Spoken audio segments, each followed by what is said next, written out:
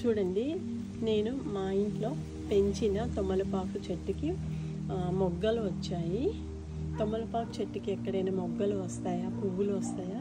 అలాంటిది మా తమలపాకు చెట్టుకి ఎంత చక్కగా మొగ్గలు వచ్చాయో చూడండి. చూడండి, ఈ తమలపాకు చెట్టు ఇట్లా పాకుతుంది మాట. చూడండి ఎంత బాగా ఇట్లా మనీ ప్లాంట్ లాగానే పాకుతుంది. ఇది ఇప్పుడు నేను ఇంట్లో తీసుకెళ్ళి చక్కగా పెట్టుకుంటాను అనమాట.